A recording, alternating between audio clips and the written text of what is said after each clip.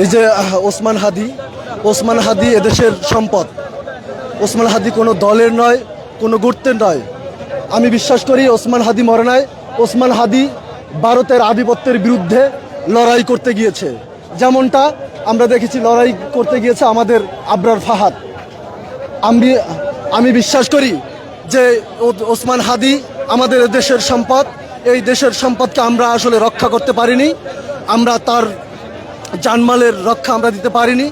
আজকে তার এই বসুন্ধরা ডায়াপেন্ট এখন আরও উন্নত। এই হট এয়ার থ্রো টপশিট দ্রুত শোষণ করে সোনামণিকে দেয় কোমল অনুভূতি। দিঘাতিতে ওসমান হাদির আজকে হত্যা করা হয়েছে।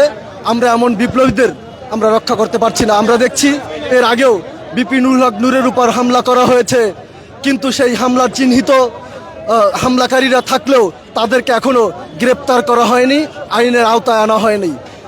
এই আইনের আওতায় না আনার কারণেই এই হামলাকারীরা আরও উৎসুক হয়েছে, তাদের স্পর্ধা আরও বেড়েছে। এই প্রেক্ষিতেই আজকে ওসমান হাদিকে গুলি করা হত্যা করা হয়েছে।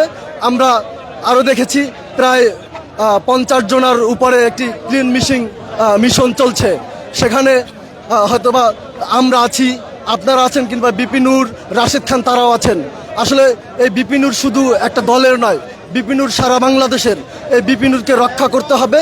আর আমরা দেখছি এই সরকারের উপদেষ্টা, এই পেঁয়াজ মার্কা উপদেষ্টা, আলু মার্কা উপদেষ্টা, এই জাহাঙ্গীর, তারা এই বিপ্লবীদেরকে রক্ষা করতে পারে নাই।